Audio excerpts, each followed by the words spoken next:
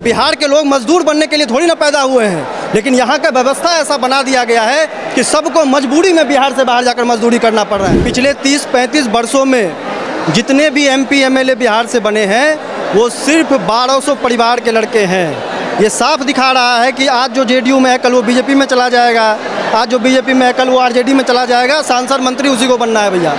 आम युवाओं के लिए सारे दरवाजे बंद कर दिए गए हैं। 20,000 से ज़्यादा युवा पहली बार घरों से निकल कर आए हैं प्रशांत किशोर को सुनने के लिए और अपनी भूमिका भागीदारी तय करने के लिए। जब असूलों पे आँच आए तो टकराना जरूरी है, जब असूलों पे आँच आए तो टकराना जरूरी है, और जिंदा अगर हो तो जिंदा नजर आना जरूरी है। तो आज जो ये जन सैलाब दिख रहा है ये बिहार के युवाओं के जिंदा होने का प्रमाण है, और धीरे धीरे ये जन सैलाब आपको सुनामी में परिवर्तित होते हुए दिखेगा। अभी हम पटना के बापू सभागार में हैं, जहां पे काफ़ी सारे युवाओं का यहां पे भीड़ है और बिहार के कोने कोने से यहां पे पहुंचे। किस लिए पहुंचे हैं तो चलिए हम युवाओं से ही जानते हैं। क्या नाम हुआ? मेरा नाम अभिषेक नरेंद्र सिंह है।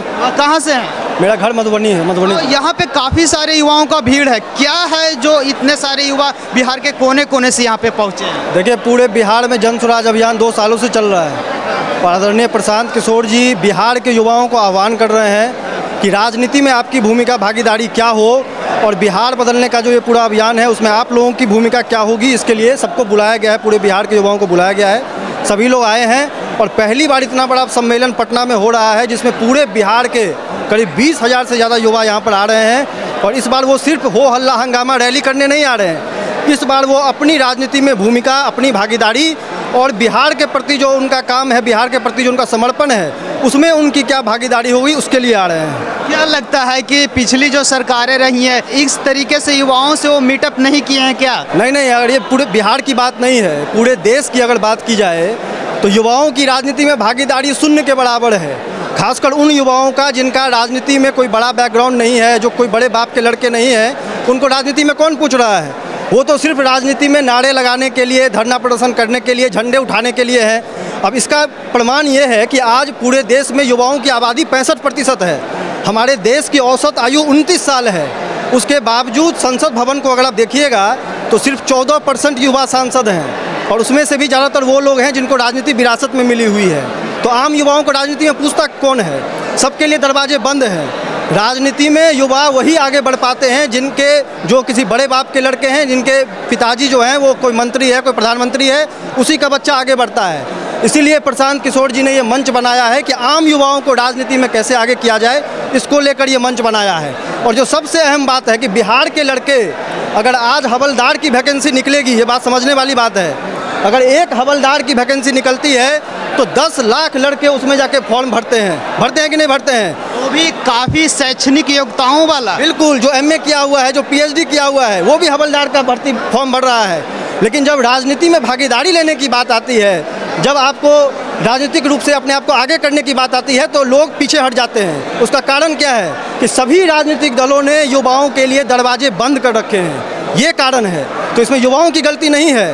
पहली बार प्रशांत किशोर जी ने आम युवाओं के लिए मंच बनाया है और पूरे बिहार से 1 लाख ऐसे लड़कों को वो तैयार कर रहे हैं जिनको वो राजनीति सिखा रहे हैं, जिनको वो संसाधन दे रहे हैं कि आप लोग सब एक साथ आइए, अपनी सामाजिक राजनीतिक अपनी पृष्ठभूमि तैयार करिए, संसाधन की व्यवस्था, आपको आगे बढ़ाने की चिंता, आपको मार्गदर्शन देने की पूरी व्यवस्था जनसुराज और प्रशांत किशोर कर रहे हैं। तो क्या लगता है कि जनसुराज या प्रशांत किशोर युवाओं के लिए या बिहार के लोगों के लिए क्या एक विकल्प के रूप में देख रहे हैं लोग क्या?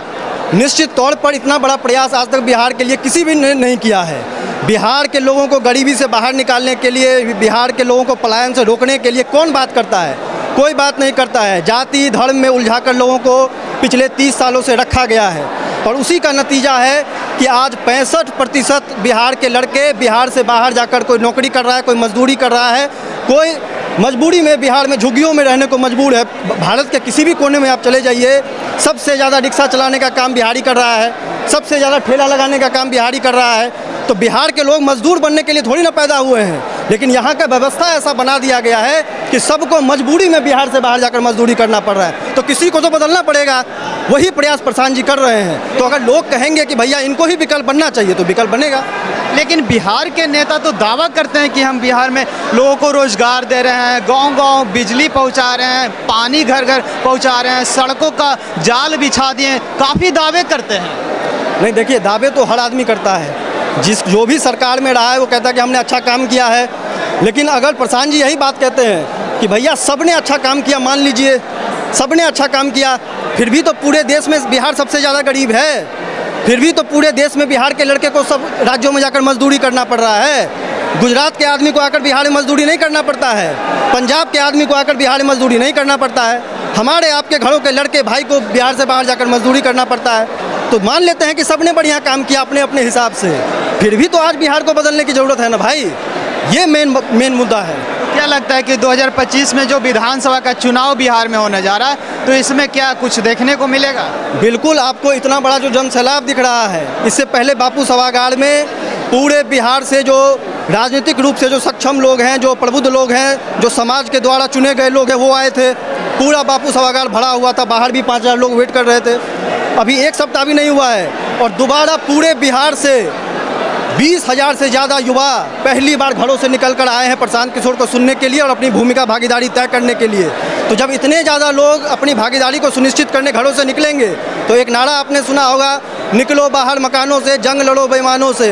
तो ये व्यवस्था बदलने की ये पूरी लड़ाई है और हम लोग हर जगह कहते हैं कि भैया कोई हम में से नेता नहीं है, यहाँ जितने लोग हैं कोई नेता नहीं है। प्रशांत किशोर भी खुद को नेता नहीं कहते हैं, ये सब बिहार के सम्मान और स्वाभिमान के लिए अपने घर से निकल कर आ रहे हैं कि भैया बिहारी जब गाली के खाता है बिहार से बाहर तो हमको और आपको चोट थोड़ी ना पहुंचती है, 13 करोड़ बिहार वासियों के सम्मान पर चोट पहुंचता है। तो इसको तो बदलना पड़ेगा ना। और इसीलिए कहावत हम लोग कहते हैं कि जब असूलों पे आँच आए तो टकराना ज़रूरी है, जब असूलों पे आँच आए तो टकराना ज़रूरी है और जिंदा अगर हो तो जिंदा नज़र आना ज़रूरी है। तो आज जो ये जन सैलाब दिख रहा है ये बिहार के युवाओं के जिंदा होने का प्रमाण है और धीरे धीरे ये जन सैलाब आपको सुनामी में परिवर्तित होते हुए दिखेगा। क्या बात है, काफ़ी अच्छा लगा आपसे बात करके। तो काफ़ी जो बिहार के युवा उनमें टैलेंट भरा पड़ा है, लेकिन आज तक किसी ने वैसा प्लेटफॉर्म नहीं दिया है जहां पे वो अपनी बातों को रख सके या राजनीति में भाग ले सके। देख सकते काफ़ी सारे यहाँ पे युवा हैं और हर एक युवाओं से हम प्रयास कर रहे हैं कि उनसे जानने का प्रयास करें बिहार के बारे में और बिहार की व्यवस्था के बारे में। चलिए मेरे साथ एक और युवा है, इनसे भी जानते हैं। क्या नाम हुआ है? मेरा नाम दीपक कुमार शाह है। कहाँ से हैं? मैं दरभंगा जिला के रहने वाला हूँ। दरभंगा जिला से? जी। तो क्या लगता है किस तरीके के व्यवस्था का निर्माण करने जा रही है जनसुराज या प्रशांत किशोर बिहार? बिहार की स्थिति है जो हम सब लोग जानते हैं क्या स्थिति है। यहाँ से पलायन करना पड़ता है लोगों को, रोजी रोजगार के लिए बाहर जाना पड़ता है, अच्छी शिक्षा व्यवस्था नहीं है, स्कूल की बातें करें तो हम लोग देखते ही हैं, स्वास्थ्य व्यवस्था सही नहीं है। इन्हीं बातों पर प्रशांत किशोर जी कहते हैं कि व्यवस्था परिवर्तन होना बहुत ही ज़रूरी है, साथ साथ सत्ता परिवर्तन करेंगे। अगर सत्ता परिवर्तन जैसा कि हम अभी प्रशांत जी ने कहा कि 2 अक्टूबर को हम जन स्वराज पार्टी लॉन्च कर रहे हैं, उसके बाद ही पूरे संगठन को एकजुट करके बाद सत्ता परिवर्तन भी होगा। जब सत्ता व्यवस्था दोनों परिवर्तन होगा तब बिहार ऑटोमेटिक बेहतर एक राज्य बनेगा सभी राज्यों की अपेक्षा में। तो क्या लगता है कि बिहार के युवाएं जनसुराज या प्रशांत किशोर के प्रति काफ़ी अट्रैक्ट हो रहे हैं? क्या खास बात है इनमें? बिल्कुल अट्रैक्ट हुए क्योंकि प्रशांत जी युवाओं की बात करते हैं, प्रशांत जी पूरे बिहार वासियों की बात करते हैं। आज हम युवा हैं, आज हम देखते हैं हमारी क्या भागीदारी है, राजनीति की बात करें या कोई भी फील्ड की बात करें, युवा की भागीदारी है कहीं सुनिश्चित सही नहीं है। आंकड़ा अगर आप उठा के देखेंगे तो वही कहते हैं कि भागीदारी भी होनी चाहिए युवाओं को हर फील्ड में, इसलिए युवा जुड़ रहे हैं। तो क्या लगता है कि बिहार में और जो पार्टियां हैं, आरजेडी हो, एलजेपी हो, जदयू हो या बीजेपी हो, तो इन पार्टियों में वो इंटरेस्ट नहीं दिख रही है? नहीं, पार्टी की इंटरेस्ट की बात नहीं। देखिए आरजेडी, बीजेपी, जदयू, एलजेपी की जो आप बात कर रहे हैं ये पुरानी पार्टी है, सभी ने सत्ता में रहा है, लेकिन उसमें सोचिए इतनी पुरानी पार्टी कितने लोग हैं उनके साथ, उन्हें युवाओं को जगह नहीं मिल रहा है। अच्छे युवा हैं, काम करने के इच्छुक है, उनके पास साधन नहीं है लेकिन काम करने के इच्छुक है, तन मन से है, लेकिन वो काम नहीं कर पा रहे क्योंकि उनमें आगे बढ़ने की मौका ही नहीं है। जितने बूढ़े लोग हैं उसमें बैठे हुए हैं और किसी को आगे बढ़ने नहीं दे रहे। इसलिए प्रशांत किशोर जी एक ऐसी व्यवस्था लाए हैं जैसे सही लोग, सही सोच, सामूहिक प्रयास, ये जो 3 शब्द हैं, इसी 3 शब्द इतनी बड़ी है कि सबको लेके साथ में चलने की बात कहते हैं, एक दरी पर बिठाने की बात कहते हैं प्रशांत किशोर जी। तो क्या लगता है कि युवाओं को, बिहार के युवाओं को राजनीति से दूर रखा गया है क्या? नहीं, सिर्फ बिहार के युवाओं को नहीं, पूरे देश में वंशवाद और परिवारवाद जो है वो पूरे देश की राजनीति को खोखला करते जा रहा है। एक आंकड़ा बिहार की राजनीति से संबंधित दे देता हूँ कि पिछले 30-35 वर्षों में जितने भी MP MLA बिहार से बने हैं वो सिर्फ 1200 परिवार के लड़के हैं। ये साफ दिखा रहा है कि आज जो JDU में है कल वो BJP में चला जाएगा, आज जो BJP में है कल वो RJD में चला जाएगा, सांसद मंत्री उसी को बनना है भैया। आम युवाओं के लिए सारे दरवाजे बंद कर दिए गए हैं, इसी को बदलना है। और आप पूरे देश के सभी राज्यों को उठाकर देख लीजिए, सब राज्यों में एक बड़े राजनीतिक परिवार का कब्जा है। तो क्या लगता है प्रशांत किशोर जी काफ़ी दिनों से बिहार में गांव-गांव पैदल घूमकर लोगों को जगाने का काम कर रहे हैं, तो क्या असर दिख रहा है गांव में या बिहार में? नहीं, और प्रशांत जी तो बिहार को समझने निकले हैं। अभी 2 साल होने को है लेकिन आधा बिहार हुआ है, तो आप समझिए कि एक गांव में वो कितना समय दे रहे हैं, एक ज़िले में कितना समय दे रहे हैं। यहाँ पर कोई समाधान यात्रा निकाल रहा है तो एक महीना में पूरा बिहार का यात्रा कर दे रहा है। 6 महीना में राहुल गांधी जी ने पूरा देश का यात्रा कर दिया। यहाँ प्रशांत किशोर 2 साल से 15 ज़िले 16 ज़िले में कर पाए हैं। तो इसी से पता चलेगा आपको कि ज़मीन पर उतरकर एक एक चीज़ों को समझ रहे हैं, लोगों से बात कर रहे हैं और उसके बाद अगले 10 साल का रोड मैप तैयार कर रहे हैं, जो आपको पार्टी बनने के कुछ दिनों के बाद हर पंचायत का आपको रोड मैप ब्लूप्रिंट आपको नज़र आएगा, निकलेगा, तो वो सबको सामने रखा जाएगा। प्रशांत किशोर जी चुनाव लड़ाने का काम करते थे और काफ़ी दलों को इन्होंने चुनाव लड़ाया भी है और जिताया भी है। इनका स्ट्राइक रेट भी अच्छी रही है चुनाव लड़ाने के मामले। तो क्या लगता है कि इस बार जो बिहार में खुद चुनाव लड़ने जा रहे हैं अपना पार्टी बनाकर, तो क्या स्ट्राइक रेट रहने वाला है बिहार?